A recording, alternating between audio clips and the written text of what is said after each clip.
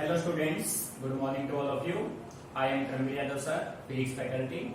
So dear students, in our today lecture, we discuss about 12th physics unit 4 electromagnetic induction and AC.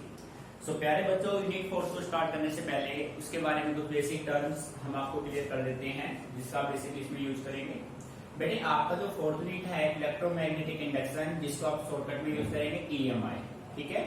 And इसका second part है AC। AC stands for alternating current, right.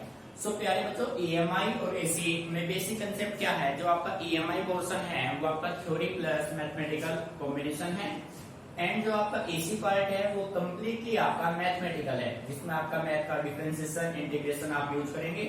यानी कि ये जो unit है completely आप एक तरीके से ये मान लो प्रैक्टिकल यूनिट है, ठीक है। प्यारे बच्चों, इस यूनिट में हम 1% भी आपसे ये नहीं कह सकते कि प्यारे बच्चों ये चीज आपको ध्यान रखनी पड़ेगी, आपको याद रखनी पड़ेगी। वैसे तो पूरे फिजिक्स में हम आपसे कहते हैं कि कंप्लीट फिजिक्स समझने का है, फिर भी 10% पोर्शन थोड़ा रटाफिकेट होता है। 90% अपना कंप्लीट कंसेप्चुअल है, अंडरस्टैंडिंग कंसेप्ट है। सो प्यारे बच्चों, फोर्थ यूनिट में मैं आपसे कह सकता हूँ कि फोर्थ यूनिट आपका जो है EMI एंड AC, ये 100% ही आपका कंसेप्चुअल अंडरस्टैंडिंग कंसेप्ट है, ठीक है। सो प्यारे बच्चों, यहाँ पे आप है ना कंसेप्ट को जितने अच्छे से क्लियर करेंगे ना, तो कोई भी न्यूमेरिकल चाहे बोर्ड लेवल का हो चाहे कंपटीशन का हो, आप इजीली उसको सोल्व कर पाएंगे, राइट। सो प्यारे बच्चों, EMI AC में करना क्या है, इसके दो पार्ट में हमने इसको डिवाइड किया फोर्थ यूनिट को, एक अपना EMI, सेकंड आपका AC। सो प्यारे बच्चों, सबसे पहले हम स्टार्ट करेंगे EMI, ठीक है। उसके बाद हम लेके चलेंगे AC, क्योंकि चेन सिस्टम से काम करेगा, क्लियर। अब देखो इसके बारे में जो ये जो यूनिट होगा अपना, वो होगा अपना यूनिट 4, और बेटे इसको हम स्टार्ट करें। इसका जो फर्स्ट पार्ट है वो आपका होगा EMI, और प्यारे बच्चों EMI आपका क्या है? Electromagnetic induction. बात समझ आ रही? EMI एंड इसका सेकंड पार्ट आपके पास क्या है? सेकंड पार्ट इसका बनेगा AC, ठीक है भाई।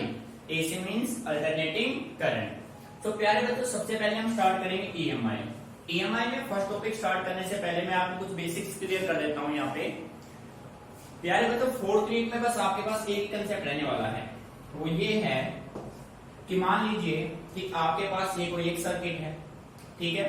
इस सर्किट में आउटसाइड से आप कुछ फ्लक्स लिंक करेंगे। अब प्यारे बच्चों, यहाँ पे जो फ्लक्स वर्ड हमने यूज किया है ना, इस फ्लक्स का मतलब ओनली ये नहीं कि मैग्नेटिक फ्लक्स है। फ्लक्स में आप मैग्नेटिक फ्लक्स फाई भी यूज कर सकते हैं, फ्लक्स में आप करंट भी यूज कर सकते हैं, फ्लक्स में पोटेंशियल भी, करंट फ्लक्स में चार्ज। यानी कि इस सर्किट में आप आउटसाइड से कुछ भी ऐड करेंगे ना, कोई भी सप्लाई आप इसको देंगे, तो वो सभी किसका काम करेंगे? फ्लक्स का काम करेंगे। चार्ज हो, पोटेंशियल हो, करंट हो, मैग्नेटिक फ्लक्स हो। सो प्यारे बच्चों, सिंपल सा कंसेप्ट है, जब किसी भी सर्किट में आप एक्स्ट्रा कुछ भी आप ऐड करेंगे तो ये सर्किट क्या होगा? चेंज होगा डेफिनेटली। आप मान लीजिए कि हम अपने क्लासरूम में स्टडी कर रहे हैं, आउटसाइड से कोई आता है, हम अपने रेगुलर वे में हैं, बाहर से कोई आता है और हमें वो आके क्या करेगा? वो डिस्टर्ब भी करेगा ना। जब वो हमें बोलेगा तो हमें उसका रिप्लाई देना पड़ेगा। सो प्यारे बच्चों, रिप्लाई देंगे तो सेम कंडीशन यहाँ पे क्या होगी? ये जो सर्किट है ना, ये आपका क्लासरूम हो गया, रेगुलर काम इसमें हो रहा है। अब आउटसाइड से कोई आया, आउटसाइड से कौन आया भाई? या तो चार्ज, पोटेंशियल, या फिर करंट, या फिर मैग्नेटिक फ्लक्स, ठीक है। जैसे सर्किट में आउटसाइड से कोई आएगा, ये सर्किट इसका क्या करेगा? अपोज करेगा ना, क्योंकि ये चेंज होगा भाई। ये रेगुलर वे में अपना काम कर रहा था और ये इसको क्या कर रहा है? ये इसको चेंज कर रहा है। इसके चेंज की वजह से जब इस सर्किट इस फ्लक्स का अपोज करेगा तो यहाँ पे या तो इंड्यूस करंट आपको मिलेगा, या फिर प्यारे बच्चों इंड्यूस पोटेंशियल या EMF आपको यहां से मिलेगा। बात समझ आ रही? यानी कि पूरे इस फर्स्ट पार्ट में EMI में आपको इन दोनों की बात करनी है, induce current, induce EMF। Meaning आ रहा है समझ में प्यारे बच्चों? ठीक है। सो यानी कि शॉर्टकट मैंने आपको बता दिया, पूरा यूनिट बस इसी पे काम करना है। और ये हमने ऐसे नहीं बताया बेटे, कंप्लीट हम इसको एक्सपेरिमेंटल सोल्व करेंगे सारे, ठीक है। तो अब अपना बेसिक स्टार्ट करते हैं। फर्स्ट टॉपिक आपका जो होगा वो आपका होगा मैग्नेटिक फ्लक्स। भाई इलेक्ट्रिक फ्लक्स आप इलेक्ट्रोस्टैटिक में स्टडी कर चुके हैं, मैग्नेटिक फील्ड आप पढ़ चुके हैं, अब हम बात करेंगे मैग्नेटिक फ्लक्स की, राइट। सो प्यारे बच्चों, फर्स्ट टॉपिक जो आपका होगा वो आपका होगा magnetic flux. Magnetic flux represented by symbol phi B. बेटे फाई किसके लिए था? Electric flux. फाई के साथ क्या यूज किया? बी। बी किसको रिप्रेजेंट करेगा? मैग्नेटिक को। Clear? Magnetic flux phi B. अब प्यारे बच्चों डेफिनेशन की अगर हम बात करें तो सिंपल वे में आप ये कह सकते हो, मान लीजिए कि आपके पास ये कोई एक सरफेस है,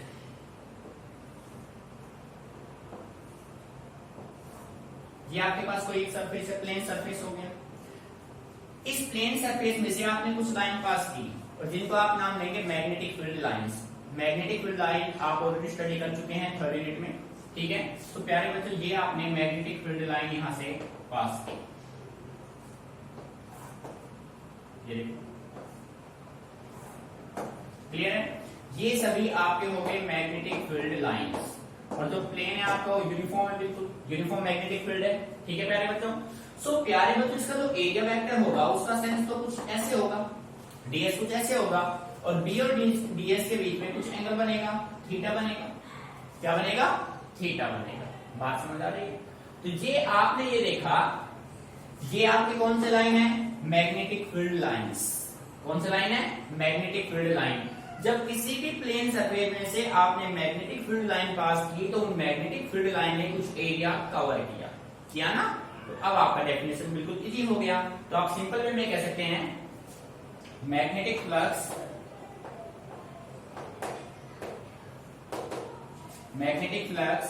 passing through a given surface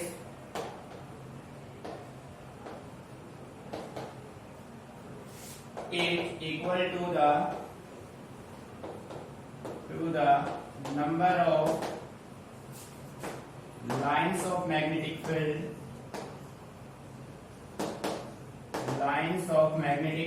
passing through it.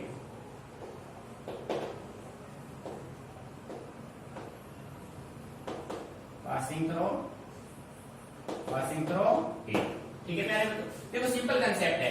ये कह रहा है magnetic flux passing through a given surface is equal to the number of lines of magnetic field passing through it. इस सरफेस में से आपने जितने भी मैग्नेटिक फील्ड लाइन पास किए ना, वो सारे मैग्नेटिक फील्ड लाइन पास होकर क्या बना देंगे? Magnetic flux. प्यारे बच्चों ये तो है थ्योरेटिकल डेफिनेशन। अब मैथमेटिकल हम इसको कैसे बनाएंगे? तो इसका जो सेकंड डेफिनेशन होगा ना, mathematically magnetic flux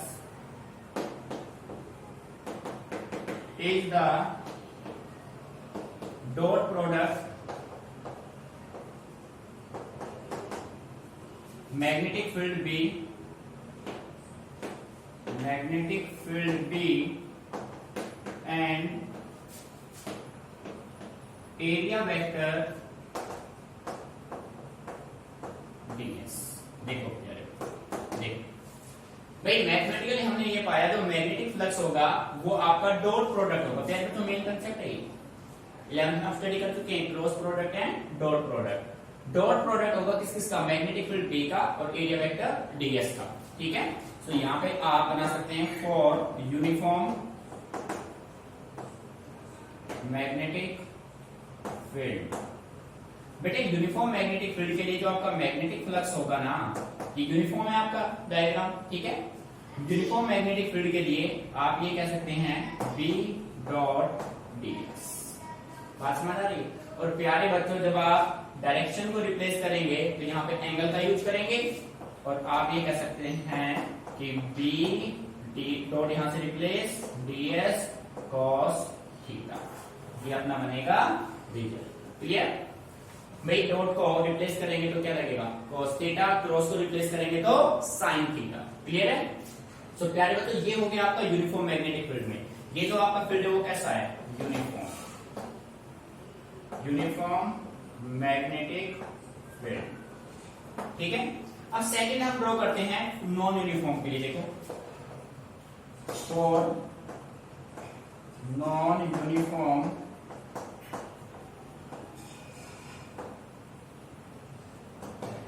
magnetic field. प्यारे बच्चों नॉन यूनिफॉर्म मैग्नेटिक फील्ड की अगर आप बात करें ना तो आप ये कह सकते हैं कि आपके पास इस टाइप से कोई स्ट्रक्चर है,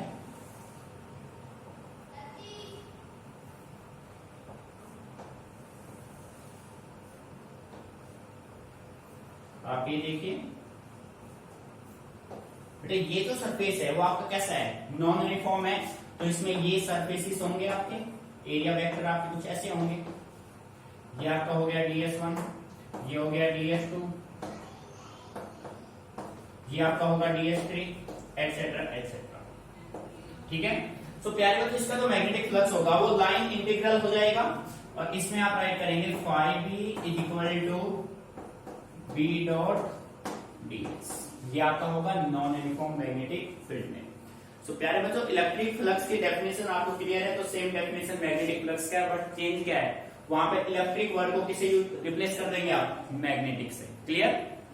सो आप कह सकते हैं magnetic flux passing through a given surface is equal to the number of lines of magnetic field passing through it.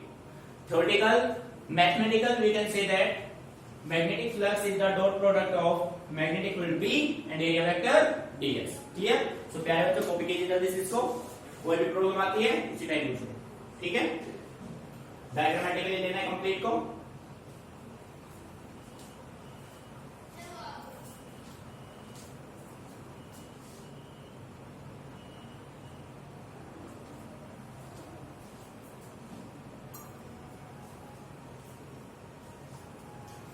तो प्यारे बच्चों इसको रफ कर देते हैं। ठीक है,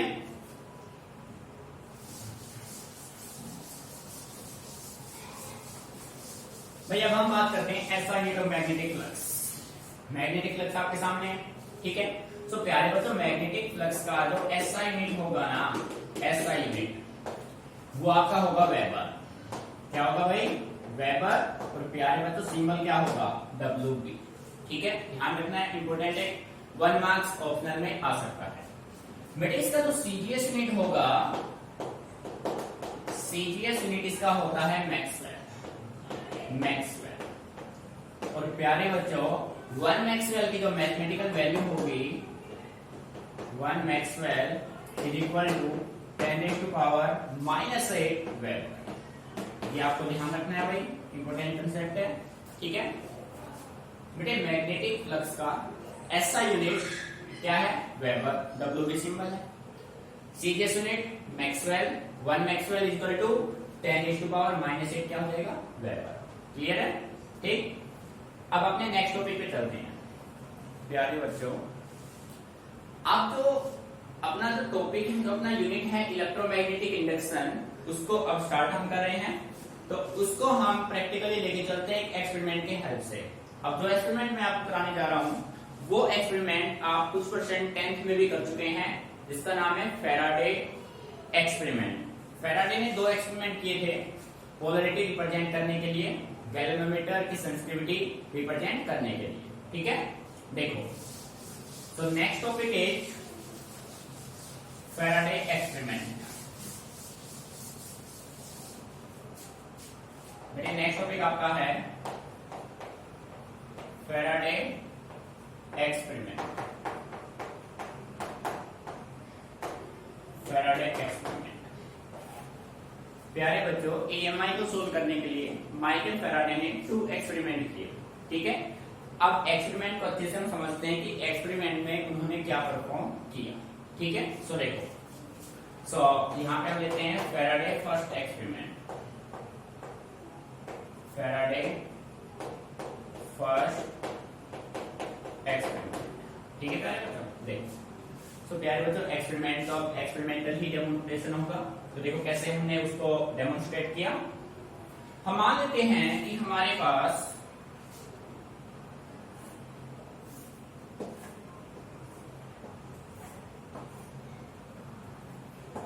ये हमने कुछ सर्किट कनेक्शन किए, अच्छे से ऑब्जर्व करना है आपको। ठीक है प्यारे बच्चों,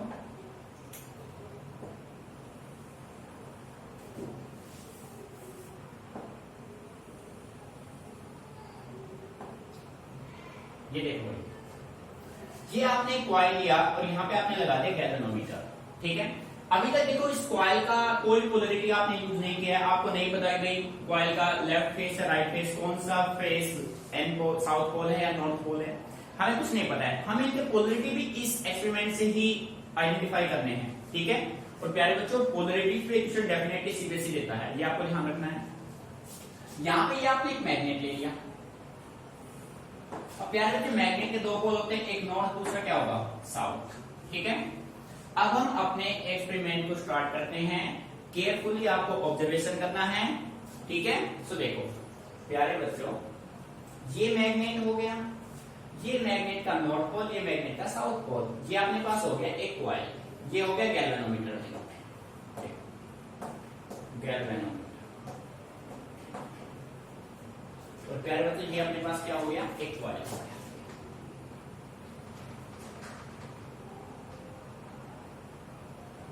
ठीक है, ये अपने पास एक मैग्नेट हो गया, ये मैग्नेट, और ये अपने पास क्या है एक कॉइल। प्यारे बच्चों हम क्या करते हैं, ये जो कॉइल है ये आपके पास मैग्नेट है, आप इस मैग्नेट को इस कॉइल के नजदीक लेके जाओ।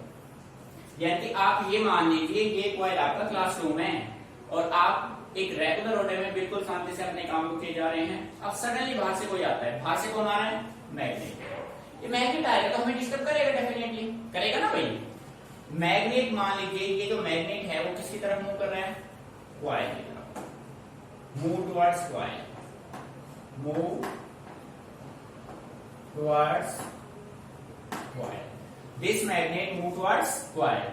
बेटे जब ये मैग्नेट कॉइल की तरफ मूवमेंट करेगा तो ये नॉर्थ पोल है, ये साउथ पोल है, ये कॉइल इसको अपोज करेगा। ये कॉइल इसको अपोज कब कर पाएगा, जब इस कॉइल का पोल कौन सा हो, नॉर्थ पोल। क्योंकि जैसा कि हम जानते हैं like poles repel each other, unlike pole attract each other. So प्यारे बच्चों जब नॉर्थ पोल इसकी तरफ जा रहा है तो ये कॉइल अगर इसका अपोज करेगा तो कॉइल का ये कौन सा पोल होना चाहिए, नॉर्थ पोल। भाई कॉइल का पोल आइडेंटिफाई हो गया पहले बच्चों, हो गया ना भाई। ये कॉइल का पोल कौन सा हो गया, नॉर्थ। अब आपने 10th में एक रूल पढ़ा हुआ है क्लॉक फेस रूल, देखो प्यारे बच्चों, clock face rule.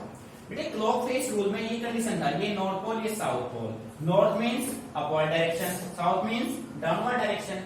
North means current flow करेगा एंटी क्लॉकवाइज, ठीक है, साउथ मींस करंट फ्लो करेगा क्लॉकवाइज, ये क्लॉकवाइज और ये कैसे करेगा एंटी क्लॉकवाइज। मीनिंग आ रहा है समझ में। अब अपने इस पे आओ, नॉर्थ पोल अपवर्ड जाएगा तो प्यारे बच्चों करंट का डायरेक्शन मिल गया आपको, ये नॉर्थ पोल तो ये कौन सा पोल बनेगा, साउथ पोल, और अब करंट का डायरेक्शन आपको ये मिल गया है, मिल गया ना। हमने कहा था ना कि आप एक्सपेरिमेंट से इस कॉइल के पोलरिटी को आइडेंटिफाई कर लेंगे और बेटे ऐसा क्वेश्चन डेफिनेटली आएगा। अब देखो ये नॉर्थ पोल बन गया, ये साउथ पोल बन गया भाई। अब जैसे ही आप इस कॉइल को, इस मैग्नेट को कॉइल के नजदीक लेके आएंगे, ये कॉइल क्या करेगा, इसका अपोज, बेटे अपोज करेगा तो सर्किट में करंट फ्लो होगा, तो गैल्वेनोमीटर क्या देगा, डिफ्लेक्शन। मींस फर्स्ट पॉइंट आपका होगा when the magnet is move towards the coil the galvanometer shows deflection. Meaning clear. Second point, बेटे आप जितने फास्ट रेट से इस मैग्नेट को कॉइल की तरफ मूव करेंगे उतने ही फास्ट रेट से ये कॉइल, ये गैल्वेनोमीटर आपको क्या देगा, डिफ्लेक्शन देगा। भाई हम जितने स्पीड से इसकी तरफ जाएंगे उतनी स्पीड से गैल्वेनोमीटर क्या देगा, डिफ्लेक्शन, ठीक है। थर्ड पॉइंट, जब तक आप इस मैग्नेट को इस कॉइल के कांटेक्ट में रखेंगे तो ये गैल्वेनोमीटर कॉन्टिन्यूअस क्या शो करता रहेगा, डिफ्लेक्शन शो करता रहेगा। क्लियर है ना, 3 पॉइंट क्लियर। अब बेटे फोर्थ पॉइंट में हम क्या करते हैं, अब हम इस मैग्नेट को इस कॉइल से अपोजिट लेके चलते हैं, यानी कि अवे, ठीक है। अभी तो टुवर्ड्स था, अब इसको अवे कर लेते हैं। तो प्यारे बच्चों मेन पॉइंट है, अच्छे से ऑब्जर्व कीजिए, when the magnet is move away from the coil, जैसे ये मैग्नेट जो कि इसके कांटेक्ट में था, इस कॉइल के कांटेक्ट में था, इससे आप अवे लेके जाएंगे ना, अवे लेके जाएंगे तो ये कॉइल इसका फिर क्या करेगा, अपोज। अब देखो नॉर्थ पोल अब आपका इस साइड जा रहा है, नॉर्थ पोल जब इस साइड जाएगा तो बेटे कॉइल अपोज कैसे कर पाएगा, ये नॉर्थ है तो ये क्या होना चाहिए, साउथ, तो ये पोल क्या बन जाएगा, साउथ बन जाएगा। साउथ पोल बनेगा तो ही इसको क्या करेगा, अट्रैक्ट करेगा। इसका मतलब गैल्वेनोमीटर अगेन क्या शो करेगा, डिफ्लेक्शन, बट डायरेक्शन क्या हो जाएंगे, रिवर्स। अब डायरेक्शन हो जाएगा आपका क्लॉकवाइज। मीनिंग आ रहा है समझ में, एनी प्रॉब्लम, ठीक है प्यारे बच्चों। सो देखिए अब अपना प्रोसेस शुरू करते हैं। फिर भी बेटे कोई प्रॉब्लम हो आप उसी टाइम मैसेज करो, ठीक है। देखो सो एक्सपेरिमेंट से हमने क्या पाया, फर्स्ट पॉइंट आपका when the magnet is moved towards the coil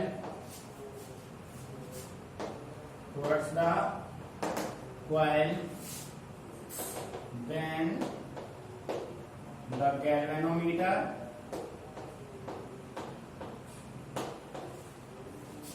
shows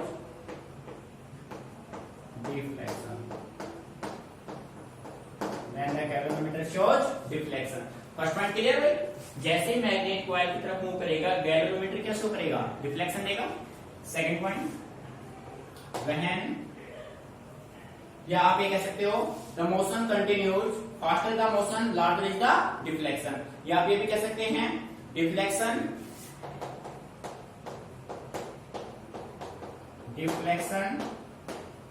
last so long as motion continue. देखो प्यारे बच्चों, इस लाइन का मीनिंग ये है, देखो deflection last so long as motion continue, यानी कि जब तक ये मैग्नेट इस कॉइल के कांटेक्ट में रहेगा ये गैल्वेनोमीटर कंटिन्यूअसली क्या शो करेगा? डिफ्लेक्शन. ठीक है.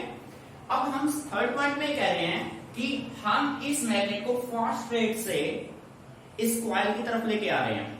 जितनी फास्ट रेट से ये मैग्नेट कॉइल की तरफ आएगा गैल्वेनोमीटर उतने ही फास्ट रेट से क्या रिप्रेजेंट करेगा? डिफ्लेक्शन. मीनिंग समझ में आ रहा है? Faster the motion larger is the deflection.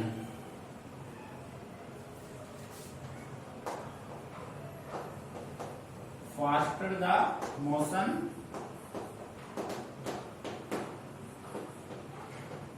larger the deflection. Meaning clear? ठीक है प्यारे बच्चों. अब देखो फोर्थ पॉइंट में हम रिवर्स कर रहे हैं. अब हम इस मैग्नेट को टुवर्ड्स के बजाय से अवे लेके जाएंगे तो ये गैल्वेनोमीटर डिफ्लेक्शन देगा. क्यों? क्योंकि कॉइल इसको अपोज करेगा, पर डायरेक्शन क्या हो जाएगा? रिवर्स. ठीक है. मेन पॉइंट है, ध्यान रखना है. When the magnet is moved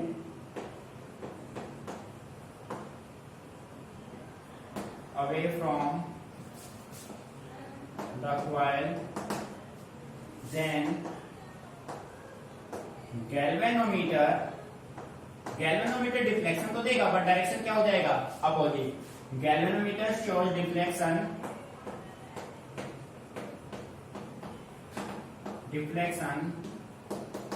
but in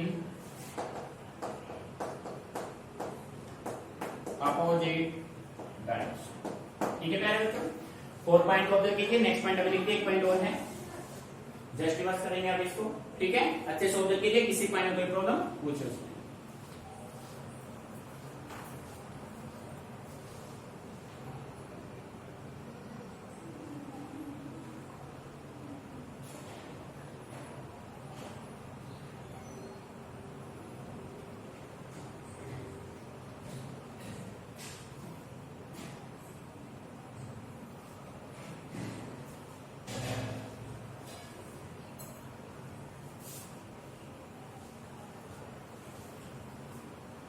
प्यारे बच्चे 4 स्टेप क्लियर.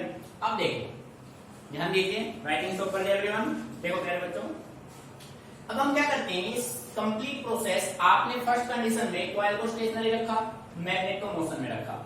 अब हम इसको रिवर्स कर लेते हैं.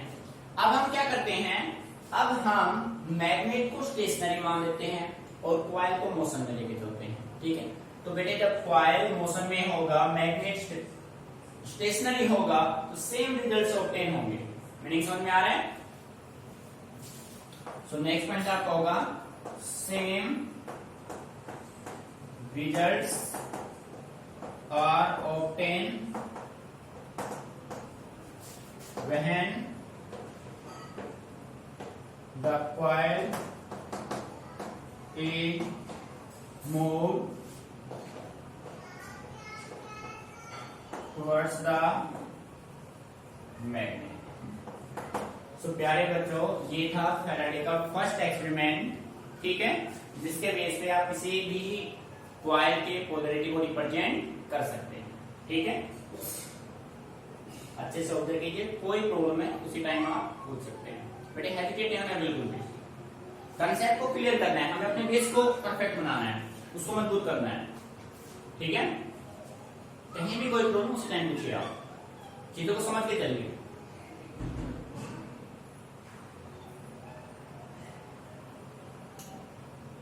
यानी कि यहां से ये ऑब्जर्वेशन आप ले सकते हैं, ये अपना डायग्राम मॉडिफाई हो जाएगा सर, ठीक है। सो प्यारे बच्चों, अब इसको रब कर देते हैं। अब हम बात करते हैं फैराडे सेकंड एक्सपेरिमेंट, ठीक है। सेकंड एक्सपेरिमेंट क्या बोले,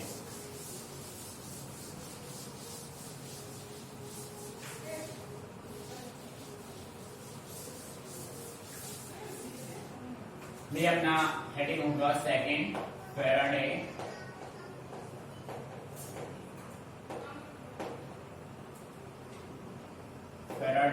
सेकंड एक्सपेरिमेंट। देखो प्यारे बच्चों, देखिए इसको रफ कर देते हैं हम।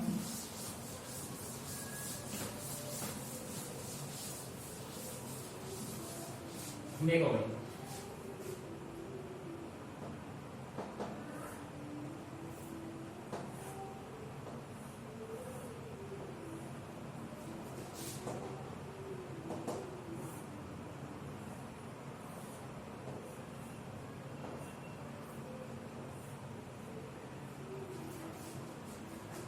फिर ये एक सेट बना लेते हैं हम, ठीक है।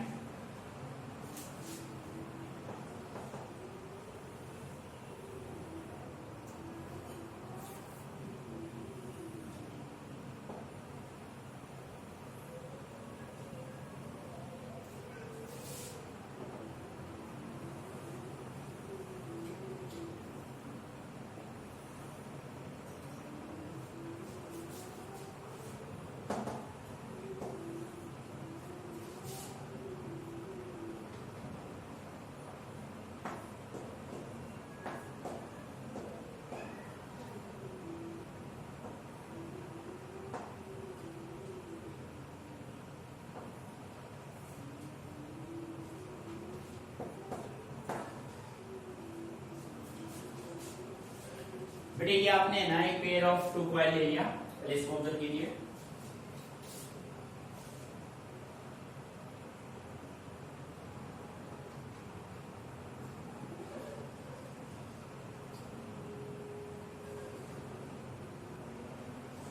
देखो बेटे यहाँ पे आपने दो कॉइल लिए, एक में आपने बैटरी कनेक्ट किया, सेकंड कॉइल में आपने गैल्वेनोमीटर कनेक्ट किया। अब आप देख रहे हैं कि जो स्विच है ना, ये बैटरी का पॉजिटिव, ये बैटरी का नेगेटिव टर्मिनल। तो जब तक स्विच ऑफ है तो आप इस कॉइल के कोई भी पोल डिसाइड नहीं कर सकते हैं, ठीक है। स्विच ऑफ है आपका, अब आपने क्या किया, स्विच ऑन किया। जैसे आप स्विच ऑन करेंगे सर्किट में करंट फ्लो करेगा, सर्किट में करंट फ्लो करेगा तो प्यारे बच्चों करंट हमेशा फ्लो कैसे करेगा, पॉजिटिव से नेगेटिव। इट मींस ये पोल कौन सा बनेगा, नॉर्थ। तो प्यारे बच्चों ये पोल कौन सा बनेगा, साउथ। फर्स्ट कॉइल के लिए। अब सेकंड जो कॉइल है ना आपका, प्यारे बच्चों सेकंड कॉइल की पोलरिटी आपको एक्सपेरिमेंटल देना है, अपनी मर्जी से नहीं रखना है। ये इस कॉइल की पोलरिटी अब डिसाइड करेगा ये कॉइल, ठीक है। अब देखो इसको मान लिया हमने फर्स्ट कॉइल और इसको आपने मान लिया सेकंड कॉइल। फर्स्ट के पोलरिटीज आपके पास फिक्स हैं। सो प्यारे बच्चों दोनों कॉइल को आपने कांटेक्ट में लिया। जैसे आप इस कॉइल को कांटेक्ट में लेके जाएंगे, इसमें करंट है तो ये इसको क्या करेगा, चेंज करेगा, चेंज करेगा तो ये इसको क्या करेगा, अपोज। अपोज कब कर पाएगा, जब इसका ये पोल कौन सा हो, नॉर्थ पोल। ये नॉर्थ पोल आ गया तो प्यारे बच्चों ये कौन सा पोल आया, साउथ पोल आ गया, ठीक है। तो इसमें करंट की डायरेक्शन क्लियर हो गई। इट मींस गैल्वेनोमीटर क्या शो करेगा, मोमेंटरी डिफ्लेक्शन, ठीक है। सो आप ये कह सकते हैं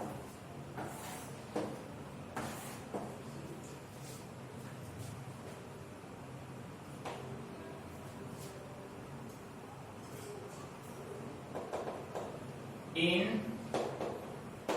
a pair of two nearby coil when switch S is made on, बेटे यहां पे ये ऑन, अपना ऑन ये है, मेड ऑन स्विच, जैसे स्विच को आपने ऑन किया, switch S is made on when the galvanometer shows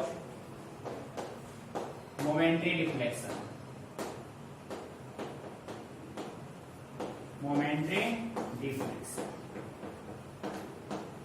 देखो क्या है, जैसे आपने स्विच को ऑन किया ना, स्विच ऑन करते ही इस कॉइल में करंट फ्लो करेगा, ये कॉइल इसके बिल्कुल नियर बाय है, ये कॉइल इसमें क्या लिंक करेगा, फ्लक्स लिंक करेगा। इस कॉइल में फ्लक्स लिंक होगा तो प्यारे बच्चों ये कॉइल इसको क्या करेगा, अपोज करेगा, ये इसको अपोज करेगा तो गैल्वेनोमीटर क्या शो करेगा, डिफ्लेक्शन। मीनिंग समझ में आया? सो हमने राइट किया, in a pair of two nearby coil when switch S is made on the galvanometer shows momentary deflection। Meaning अच्छे से क्लियर? सो प्यारे बच्चों कहने का मतलब ये है कि ये जो गैल्वेनोमीटर है वो डिफ्लेक्शन कब देगा, जब नियर बाय फ्लक्स लिंक हो, यानी कि इस कॉइल में फ्लक्स अगर लिंक होगा तो ही ये गैल्वेनोमीटर क्या देगा, डिफ्लेक्शन। एनीवे कोई डिफ्लेक्शन शो नहीं करेगा। Meaning clear? अब सेकंड सिचुएशन में हम क्या करते हैं, इस स्विच S को आप ऑफ कर dीजिए, जैसे ही आप स्विच S को ऑफ करेंगे ये गैल्वेनोमीटर अगेन डिफ्लेक्शन देगा, बट डायरेक्शन क्या हो जाएगा, reverse. Meaning clear? When switch S is made of the galvanometer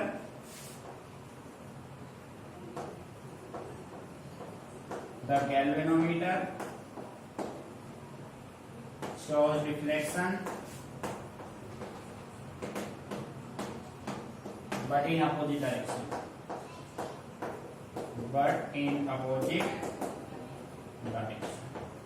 ठीक है।